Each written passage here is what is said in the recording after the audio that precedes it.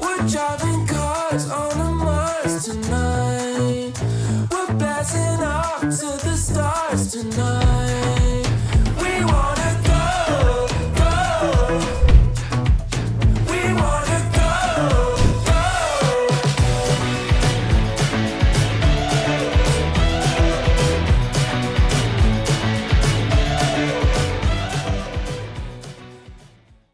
펠리시아 카페.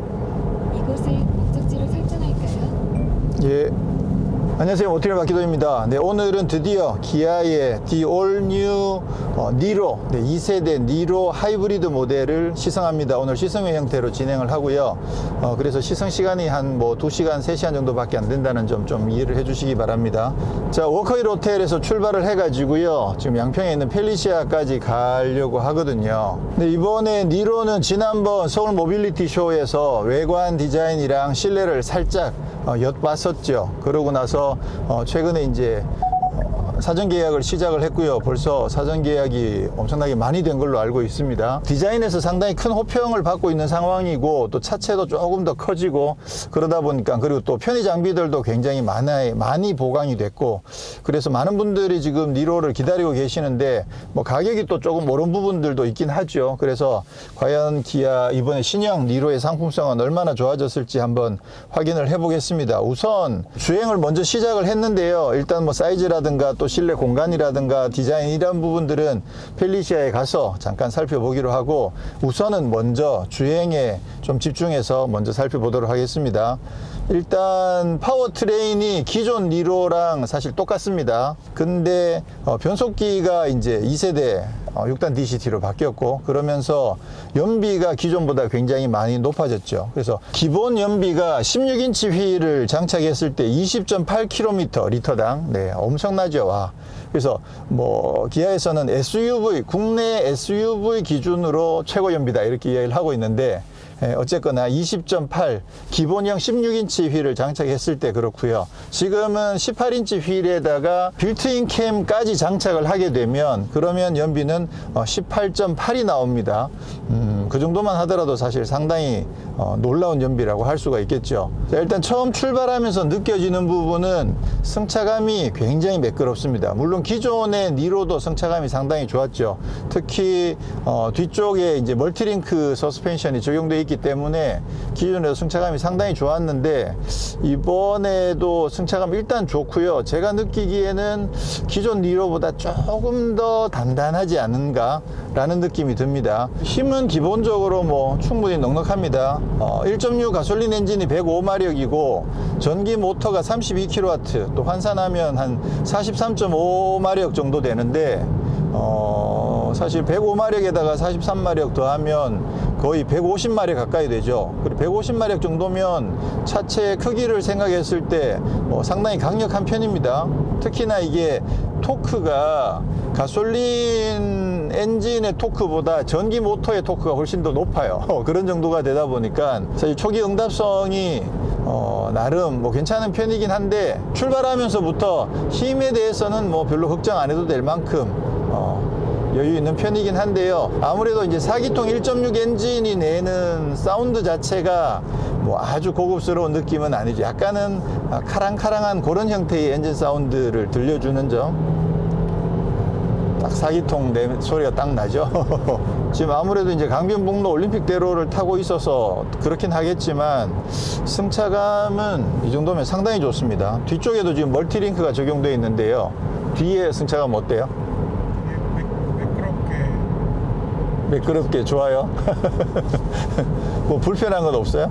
네, 최근에 탄 폴스타보다 좀. 폴스타보다 좋다? 네, 오케이. 자, 일단 2열 승차감도 상당히 좋은 편으로 지금으로서는 보이고요.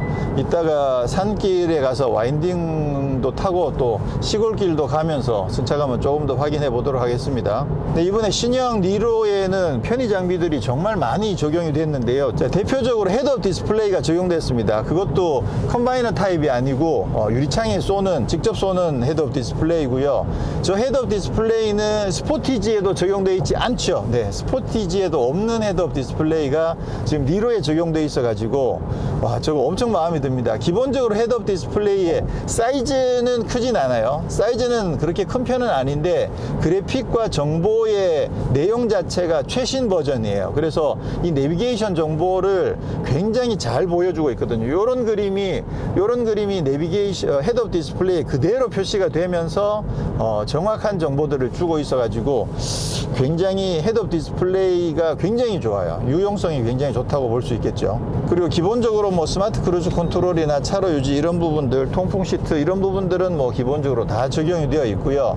이번에 기아에서 강조하고 있는 부분 중에 하나가 그린존에 대한 부분이거든요. 이 차가 이제 그 그린존 기본에도 있었는데 기존에는 지도상에 설정되어 있는 그린존에 들어가게 되면 자동적으로 EV 모드로 바꿔주는 거죠. 그렇게 해가지고 그린존을 지나갈 때는 최대한 가능하면 최대한 물론 배터리가 없으면 안 되겠지만 가능하면 최대한 전기 모터를 사용을 해가지고 그렇게 해서 그린존의 공해를 덜 유발하겠다, 조용하게 지나가겠다 그런 개념을 갖고 있었는데 이번에는 이제 그린존 드라이브가 2세대로 바뀌면서 기존에 정해져 있었던 그린존 외에 본인이 특별히 지정하는 곳, 그래서 즐겨찾기 찾아놓은 부분을 그린존으로 설정하게 되면 그럼 자기 집이나 자주 다니는 뭐 학교 근처나 그런 부분들 아니면 특별히 자기가 가는 뭐 캠핑장이라든가 아니면 저희가 자주 가는 펠리시아 이런 곳 그냥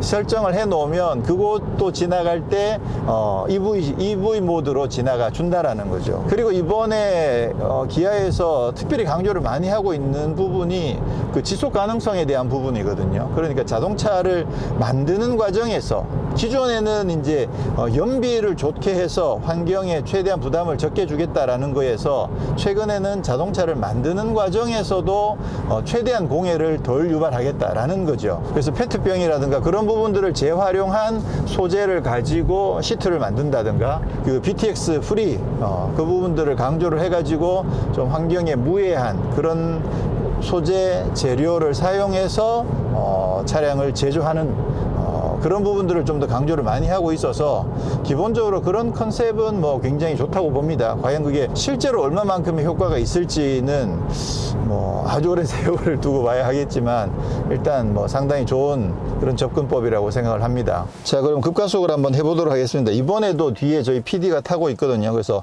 성인 남성이 2명이 타고 있는 상황이고요. 스포츠 모드에 두고 하나, 둘, 셋.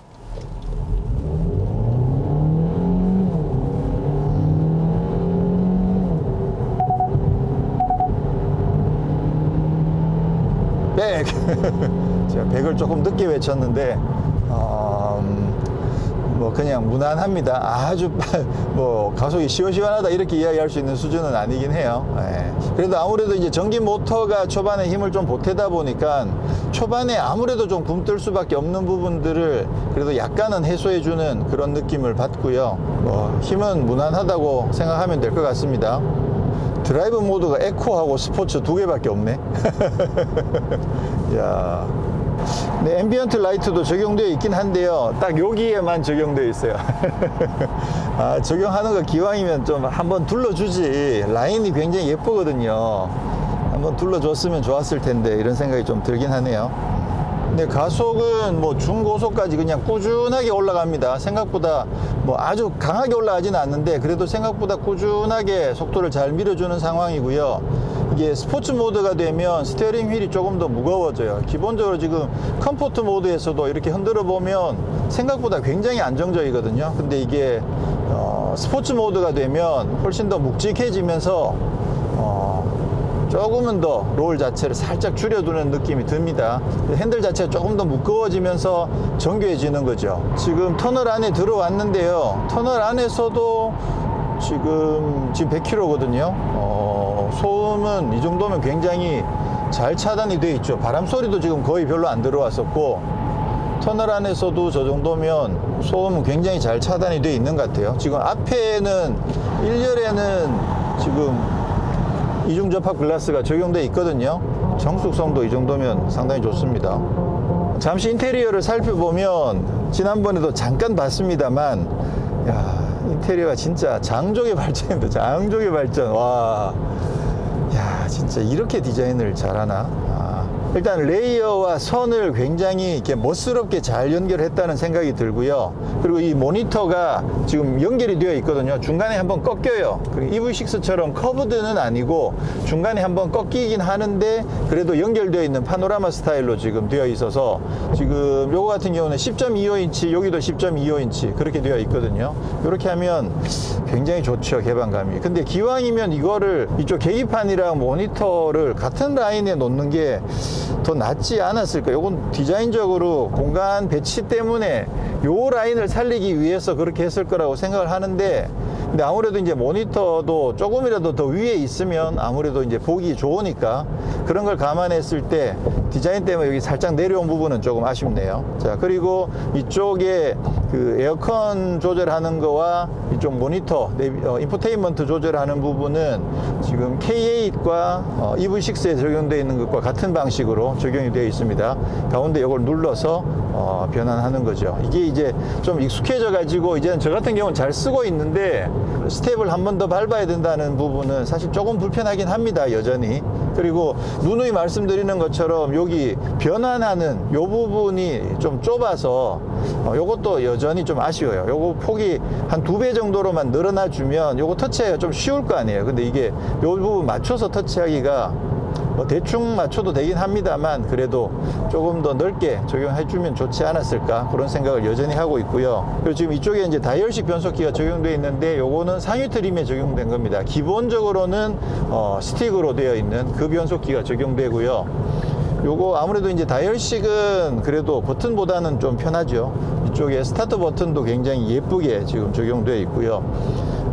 시트 열선 통풍, 그 다음에 스티어링 휠 열선, 오토홀드 이런 버튼들을 좌우에 배치를 해놔 가지고 기본적으로는 깔끔하게 배열을 잘 돼 있긴 합니다만 조금 심심하긴 하죠. 네. 전체적으로 이런 재질들, 뭐 이런 소재들은 상당히 고급스럽게 잘 돼 있습니다. 그리고 또 인테리어에서 제가 개인적으로 마음에 드는 부분은 이 스티어링 휠이에요. 이거 EV6랑 똑같거든요. 그래서 야, 이거 EV6에 있는 거 똑같은 걸 얹어줘서 이게 뭐 기분이 어떤지 모르겠는데 어쨌거나 일단 뭐 니로 입장에서는 이 스티어링 휠 저는 굉장히 마음에 들어요. 예전엔 투스포크 그러면 좀 싼 스티어링 휠로 인식이 됐는데 지금은 디자인도 굉장히 괜찮고 특히나 이 드라이브 모드 버튼이 여기 핸들에 붙어 있다는 거, 이게 굉장히 매력이죠. 그래서 이거 눌러서 이렇게 변화를 해줄 수 있는데 아쉽게도 바꿀 수 있는 게 에코 스포츠 2개밖에 없다는 거. 아, 여기 D컷이 아니구나. 좀 다르네. EV6는 스티어링 휠이 여기 D컷인데 얘는 D컷이 아니네요. 그게 좀 단점, 차이가 나는군요. 똑같은 줄 알았는데. 자, 여기 스티어링 휠을 한번 놓쳐버리네. 이 정도 각도는 못 잡네요. 네. 아, 현대 기아차에서도 이 고속도로 램프까지도 스티어링을 잡아줄 수 있게끔 해주면 좋을 텐데. 테슬라가 이 부분 진짜 짱이잖아요. 테슬라는 저 정도고 다 그냥 잡아주거든요. 이 정도는 잡아주는데 아주 급한 데서는 못 잡아주죠. 자, 우리 현대 기아차의 이 반자율 주행에 있어서 굉장히 장점 중에 하나가 뭐냐면 스마트 크루즈 컨트롤이랑 별개로 차로 유지 보조를 쓸 수 있다는 거거든요. 그래서 지금 이런 길에서 사실 이런 길에서 스마트 크루즈 컨트롤 거의 안 쓰잖아요. 근데도 여기서 차로 유지 보조를 켜게 되면 그러면 여기서도 차로 유지를 해주거든요. 이거 진짜 좋아요. 사실 스마트 크루즈 컨트롤 안 쓰는데도 차로 유지를 해줬으면 좋겠다라는 구간이 진짜 많거든요. 그래서 저 같은 경우도 이거 거의 항상 켜고 다닐 정도로 차로 유지 보조를 많이 쓰게 되는데, 근데 이제 거의 대부분의 다른 브랜드들, 특히 수입차들 같은 경우에는 이게 스마트 크루즈 컨트롤을 켜야만 차로 유지가 연동되는 그런 경우들이 상당히 많죠. 그래서 그 부분은 사실 조금 아쉽죠. 현대 기아에서는 차로 유지만 따로 쓸 수 있게 되어 있어서 그 부분은 진짜 좋아요. 아무래도 안전에 확실히 도움이 되거든요. 네, 이번에 신형 니로 디자인 정말 예뻐졌죠. 와. 디자인에 대한 호평이 일단 굉장히 높고요. 사이즈도 기존보다 조금 더 커졌습니다. 기존의 휠 베이스가 2700mm였는데 2720으로 휠 베이스가 2cm가 늘어나고 길이는 6.5cm, 그리고 폭도 2cm가 더 늘어났습니다. 그런 만큼 아무래도 이제 실내도 조금은 여유가 있어졌을 것 같고요. 트렁크 공간도 조금 더 늘어났습니다. 근데 이게 실제로 6.5cm가 늘어났다고 하는데, 근데 얼핏 보면 차가 좀 더 타이트한, 콤팩트한 그런 느낌이 좀 들거든요. 제가 봤을 때는 여기 C필러 디자인의 영향이 아닌가라는 생각을 하고요. 일단 앞모습에서는 좀 미래적인 느낌이 굉장히 많이 강하죠. 특히나 여기 크롬으로 입혀놓은 요 라인이 확실히 미래적인 느낌을 좀 많이 줍니다. 약간 소울 느낌도 꽤 많이 나고요. 그리고 이 기아 엠블렘은 진짜 잘 바꿨다. 진짜 잘 어울리잖아요. 그렇죠.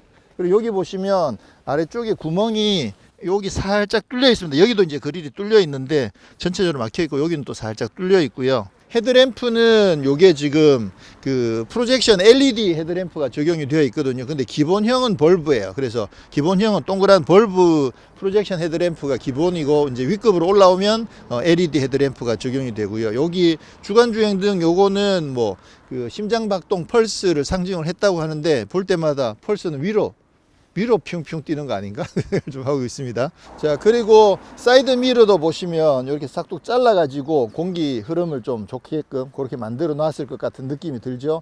그리고 방향 지시등이 옆에 이렇게 붙어 있어요. 이거 잘 보일까?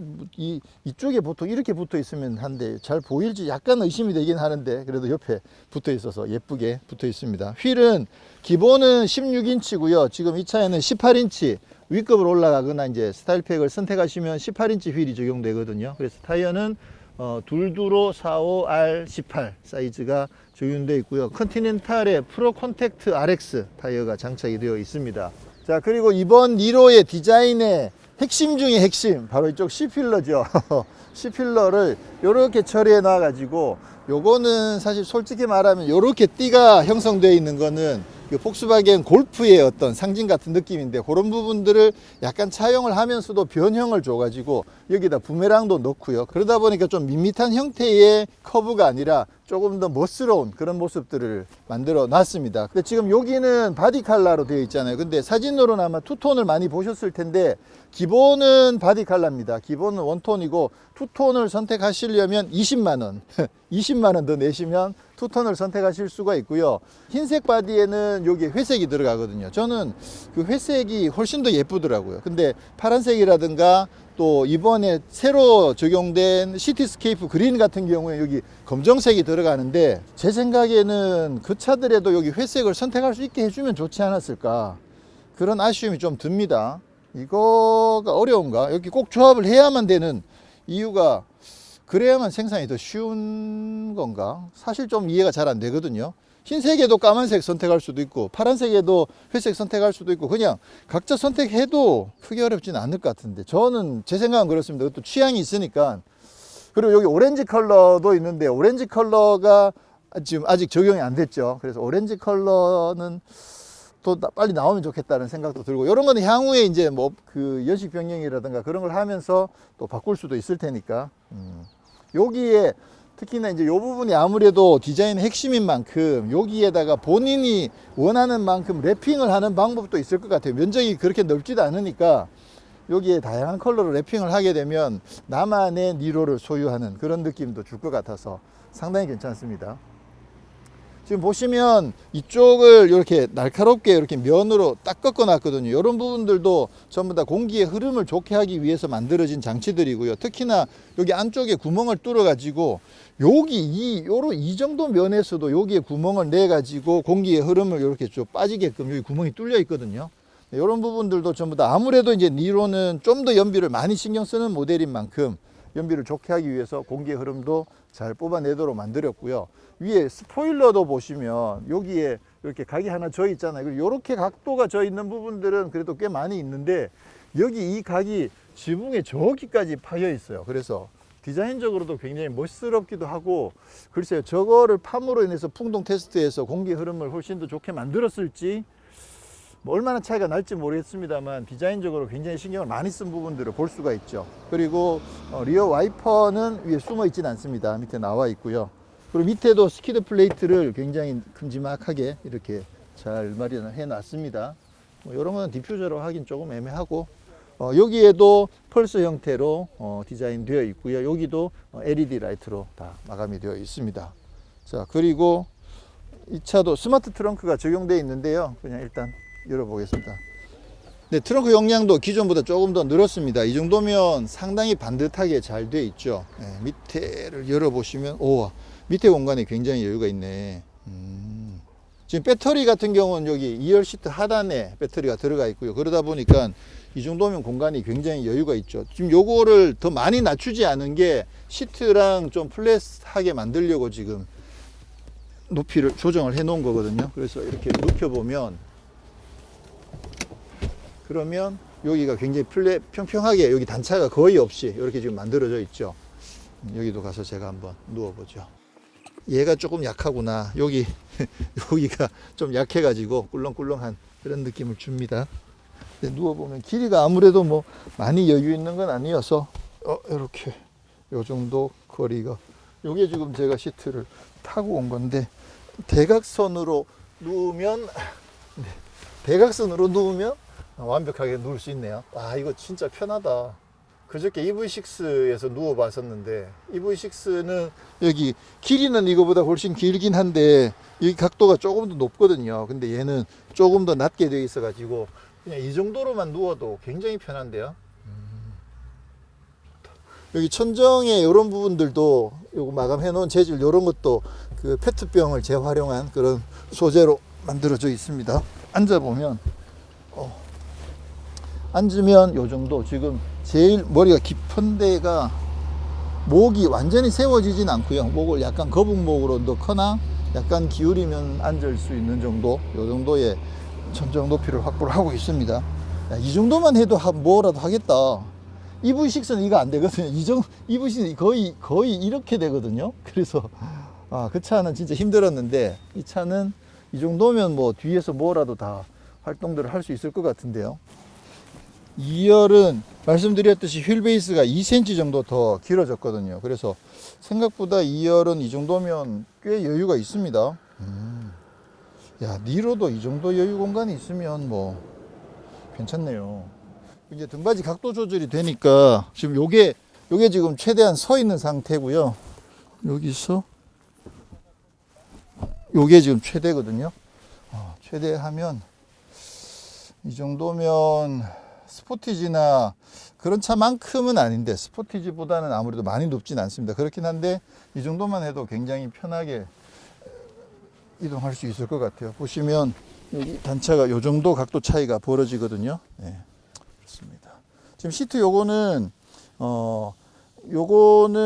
그 인조 가죽 시트 아니고 천연 가죽 시트. 요거는 그 컴포트 패키지 옵션을 선택했을 때 적용되는 요건 천연 가죽 시트고요. 자, 2열에도 송풍구가 마련되어 있고요. 그리고 이쪽에 220V 단자도 있습니다. 220V 단자도 있고, 그리고 USB C타입 여기도 있고 이쪽에도 있고 C타입 마련되어 있고요. 그렇구나. 그리고 2열에도 열선 시트 마련되어 있습니다. 이게 동반자 속에 컴포트 릴렉션 시트 있다고 그랬는데 이쪽에 마련되어 있군요. 워크인 디바이스가 따로 없다 보니까 그냥 옆 사람이 도와줄 수는 없고 본인이 하셔야 됩니다. 그래서 이렇게 누르시면 하시면 원터치로 이렇게, 아이고, 이 정도로 누워집니다. 이게 진짜 자세가 잘 나오는구나.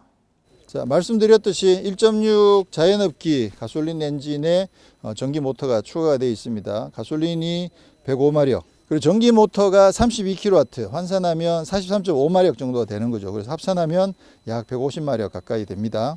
야, 엄청 깔끔하게 잘 정리가 되어 있네. 와, 진짜 깔끔하다. 제가 봐도 잘 모르는데 제가 보기에도 정말 깔끔하게 정리가 잘 되어 있네요.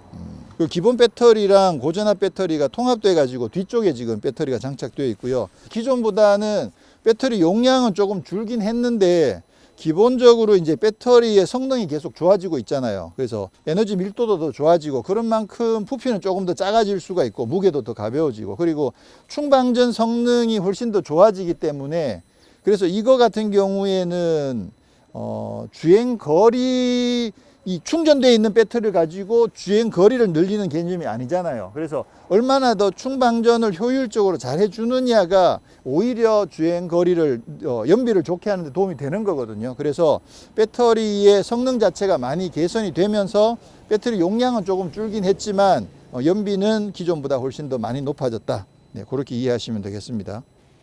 와, 여기 가스리프트. 야, 가스리프트가 달려있어. 야, 이거 스포티지에도 가스리프트 아닌데. 인테리어는 디자인 정말 멋져. 특히나 이쪽에 이렇게 비스듬히 올라갔다가 돌아서 내려오는 이 라인 자체가 굉장히 멋있죠. 그리고 스마트폰 무선 충전 마련되어 있고요. 컵홀더 같은 경우에 요거 이제 각도 조절이 되는 컵홀더가 적용되어 있어서 이렇게 치워버리면 넓게 쓸 수도 있고 또 눌러서 컵홀더로도 쓸 수가 있는 그런 컵홀더가 마련되어 있습니다. 센터 콘솔은 그렇게 크진 않아요. 네. 그리고 시트 메모리 기능도 있고 또 이쪽에는 트렁크 여는 버튼, 배터리 리셋하는 버튼도 마련되어 있습니다. 오토홀드도 있고요. 출발. 펠리시아에 지금 겨울에는 저 분수에 그 얼음꽃이 피거든요. 얼음이 장난 아니에요. 엄청 예뻐요. 완전 겨울 왕국이 되거든요. 그래서 겨울에 펠리시아도 놀러 오시면 되게 좋아요. 확장이 안 되네.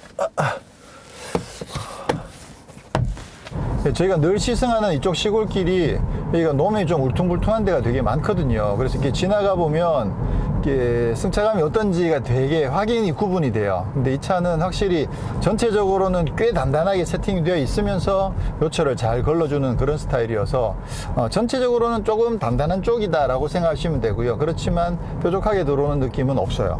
이 정도면 승차감이 상당히 좋은 편이죠. 네, 지금 에코 모드에서도 뭐 가속은 무난하게 잘 되고 있고요. 그리고 스티어링이 확실히 조금 더 가벼워 가지고 좀 더 편안하게 운전하기에는 에코 모드가 좀 낫긴 하고요. 아무래도 이제 뭐 회생 제동이라든가 또는 엑셀을 밟았을 때 엔진을 돌리는 그런 정도라든가 그런 부분들에서 굉장히 조절을 많이 하겠죠. 그래서 에코 모드는 기본적으로 운전자가 대충 운전하더라도 연비가 잘 나올 수 있도록, 그래서 엑셀을 좀 밟는데도 차가 잘 안 나가고 그렇게 설정이 되어 있을 거라고 생각을 합니다. 그리고 아무래도 이제 전기를 조금 더 효율적으로 잘 사용할 수 있게끔 그런 부분들을 통해서 결국 이제 연비들이 다 조금씩 개선이 되는 부분들이 있겠죠. 네, 지금 하체가 상당히 탄탄하게 세팅이 되어 있습니다. 그래서 산길도 오늘 제대로 한번 달려볼 수 있을 것 같아요. 자, 그러면 스포츠 모드에 두고, 스포츠 모드에 두면 확실히 전체적으로 전기 모터도 그렇고 엔진도 그렇고 힘을, 엑셀을 밟았을 때 응답성 자체가 확실히 더 빨라져 가지고요, 조금 더 경쾌하게 움직이는 느낌이 들죠. 그래서 천천히 가고 있다가 엑셀을 밟을 때 반응 자체가 확실히 빨라지는 거죠. 그리고 핸들도 확실히 조금 더 무거워진 느낌이 들고요. 근데 이제 서스펜션이 단단해지진 않습니다. 이 차 같은 경우에는 패들 시프트가 있지만 이거는 이제 기어를 변속하는 건 아니어 가지고요. 자, 지금 DCT 6단이 적용되어 있는데 그러고 보니까 초반에 DCT 반응이나 이런 부분들도 그렇게 나쁘진 않았네요. 움찔거리거나 그런 느낌 거의 없이 부드럽게 가속이 잘 됐던 것 같아요. 이거는 어떻게 기어를 조절할 수 있는 방법이 없으니까 여기서 기어를 낮춘다든가 이런 부분들은 전혀 안 되고. 와, 이 롤 버티는 거 봐봐. 와, 지금 롤이 사실 거의 없는 것처럼 느껴지거든요. 야, 하체 진짜 잘 다듬어 놨다. 방금 거기서 롤이 별로 안 생길 정도로 굉장히 안정적이네요. 그리고 이게 지금 말씀드렸듯이 기어를 내려가지고 좀 저단해서 좀 더 고회전 고토크로 밀어붙이면 그러면 아마 좀 슬라이드가 조금 날 수도 있는데 지금은 기어 조절이 안 되기 때문에 그런 부분들은 쉽지가 않네요. 아무래도 이런 차들의 성격 자체가 연비에 더 많이 신경을 쓴 모델이어서, 그래서 여기에다가 회생제동으로 패들 시프트를 넣어 놓은 거를 이해가 안 되는 건 아닌데, 그래도 어차피 패들 시프트 넣은 김에 이거 또 DCT잖아요. 그러니까 여기에다가 그냥 기어 변속할 수 있게끔 기어 변속 장치를 넣어주면 좋지 않을까. 아무래도 이 차도 또 굉장히 또 스포티하게 달릴 수도 있는, 지금 하체 세팅이라든가 뭐 파워나 이런 부분들이 나름 괜찮거든요. 그래서 조금 아쉽네요. 하체는 진짜 좋다. 오, 뭐야, 여기서도 안 미끄러져? 하체 진짜 대박인데? 야, 롤도 그렇게 많이 안 일어나고, 밸런스가 진짜 좋은데요. 그러면서도 승차감도 이 정도면 상당히 좋고. 야, 진짜 이런 차를 만들어낸단 말이야.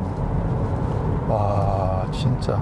이 하체를 세팅하는 거는 이건 진짜 실력이거든요. 참 멋지다. 지금 아무래도 이제 차 급에서 차이가 있긴 합니다만 하체 세팅된 걸로만 보면 스포티지나 소렌토보다 니로의 하체가 훨씬 더 밸런스가 더 좋은 것 같아요. 안정성도 훨씬 더 좋은 것 같고, 아무래도 뭐 최저지상부가 그 차들보다 조금은 더 낮기도 하고 키도 조금 더 낮고 그런 면도 분명히 작용을 하긴 했겠지만, 야, 세팅 실력이 굉장히 많이 늘어난 것 같아요. 많이 발전해서 발전.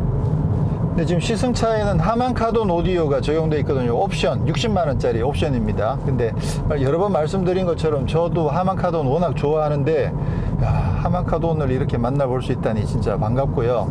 하만카돈 일단 음악을 한번 들어보도록 하겠습니다. 지금 여기 미디어로 들어가서 쓰는 방법이 있는데, 내비게이션을 보다가 지금 현대기아차 같은 경우에 되게 괜찮은 기능 중에 하나가 내비게이션 화면에서도 미디어를 항상 노출시켜 놓을 수 있거든요. 이 상태에서도 예를 들어서 음악을 키면 잠깐 그 음악에 대한 정보가 나왔다가 들어가는데, 여기 화살표가 조그만 게 있어요. 그래서 이걸 누르면 요거 나오거든요. 그렇게 되면 내비게이션 조금 줄어들긴 하지만 여기 음악 정보가 계속 나와 있으니까 저는 이거 항상 켜놓고 다니거든요.